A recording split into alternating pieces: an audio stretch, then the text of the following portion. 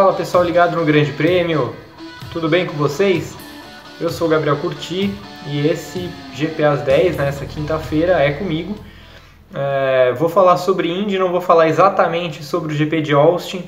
Na verdade, vou aproveitar um gancho dessa corrida para falar do Road to Indy, né, do programa de formação de pilotos da Indy. Por que eu vou falar do Road to Indy? Acho que essa corrida foi bem simbólica, com as apresentações do Pato O'Ward e principalmente do Colton Herta, que venceu a corrida, se tornou o mais jovem vencedor da história da Indy. Uma corrida bem simbólica para mostrar como o Road to Indy prepara bem seus pilotos, como ele serve realmente de categoria de base para preparar para os caras chegarem brigando mesmo na frente com os mais velhos, com os mais experientes. E eu separei alguns dados e também algumas informações para quem não conhece entender um pouco melhor esse programa. Para começar, que ele é muito mais barato do que a maioria dos programas na Europa, né? Além dele ser uma escada clara, USF 2000, Pro 2000, que era a Pro Mazda, Indy Lights até a Indy, até acontece na Europa um pouco com a Fórmula 3 agora, né? Depois da junção da Fórmula 3 e da GP3, Fórmula 2 e Fórmula 1, mas o grid da Fórmula 3 é inchado, da Fórmula 2 é muito seleto. Então, na Indy isso é mais democrático, dá para dizer assim. Primeiro porque é mais barato, como eu falei.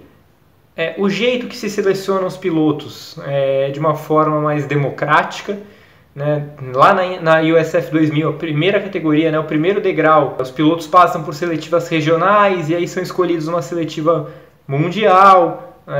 Então não é incomum a gente ver bandeiras da Guiana, da África do Sul, Malásia, Singapura.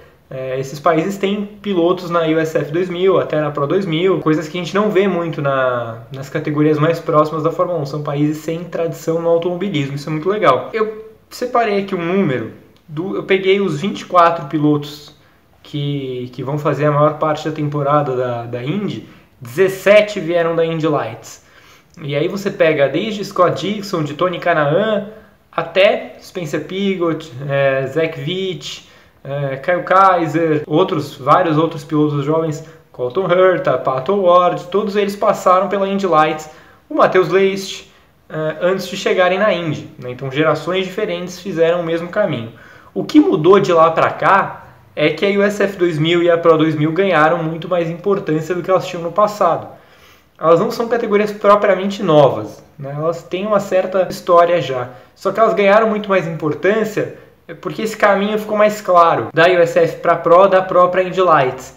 Antes tinha muito piloto que chegava da Europa, de categorias menores, ou de categorias aqui no Brasil, né, na época que tinha monoposto no Brasil, de qualidade. Eles iam para Indy Lights, chegavam direto, e daí da Indy Lights, 2 anos eles estavam na Indy. Hoje isso é um pouco diferente, né? Hoje você não chega de paraquedas lá, com raras exceções. Então, 5 pilotos do grid atual passaram pela Pro 2000 e 3 pela USF 2000. A coincidência é que a maioria é tudo jovem, né? Então isso mostra que a tendência é realmente fazer essa escadinha completa. O que tem o Road to Indy de diferencial? O esquema de bolsas também é muito legal. O campeão da USF tem direito a bolsa para Pro, da Pro para Indy Lights, e a Indy Lights dá uma bolsa para o campeão, que é uma grande parte da temporada da Indy, que ajuda pra caramba. E assim, mesmo que você não seja campeão da Indy Lights, né, não ganhe essa bolsa, é uma categoria que te deixa pronto. Eu acho que o Colton Herta é um ótimo exemplo disso. O Colton não foi campeão da Indy Lights.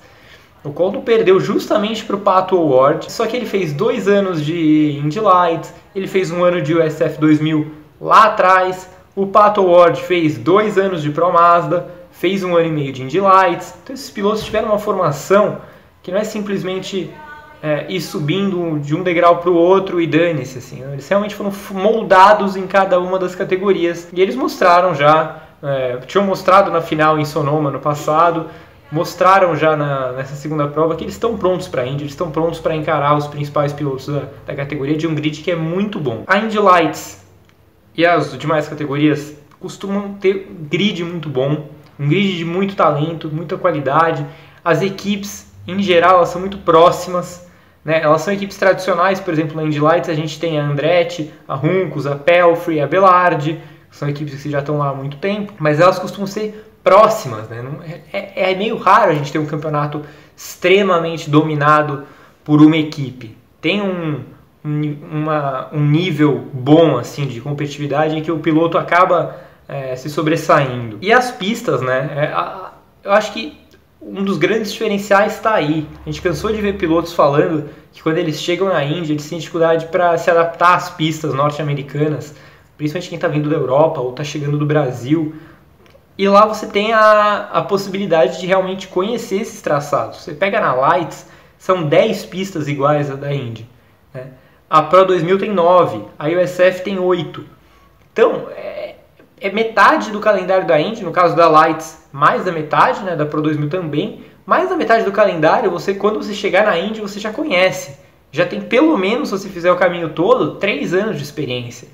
Então, apesar de ter que se adaptar ao carro, coisa e tal, você chega quase no mesmo nível que os caras, que os leões estão lá há muito tempo. O Road to Indy cada vez mais mostra ser um caminho muito legal, porque se a Indy está consolidada, está forte, não deve nada à categoria nenhuma, o Road to Indy é o melhor jeito de você chegar lá. Então, a gente vê um movimento de pilotos brasileiros indo para lá. Todo ano tem pelo menos uns 3 fazendo o Road to Indy. É o caso desse ano. A gente tem o Dudu Barrichello e a Bruna Tomazelli na USF 2000. O Lucas Coll na Indy Lights. Então é um movimento legal, um movimento muito bacana.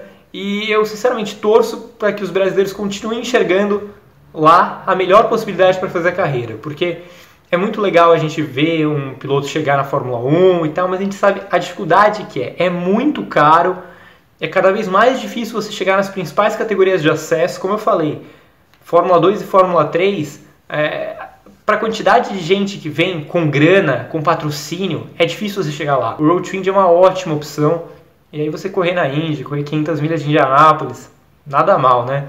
Então se você acompanha o Road to Indy, manda uma mensagem aí, fala se você gosta. Eu particularmente acho sensacional, não perco uma corrida de nenhuma das 3 categorias. Acho que tem final de semana que as 3 conseguem ter corridas até melhores do que a Indy. Em Austin, se a gente teve uma corridaça da Indy, a gente teve 2 corridas muito, muito boas da Indy Lights, que o Oliver Askew ganhou. Então, para quem não viu, vale a pena dar uma pesquisada aí para achar essas corridas. Então, alto nível dos pilotos também, e muita experiência para você chegar na Indy. Eu acho que o Road to Indy hoje, se não for o melhor, é um dos melhores programas de formação de pilotos do mundo, no esporte a motor. Tá bom? Volto daqui a 15 dias se nada normal acontecer. Valeu!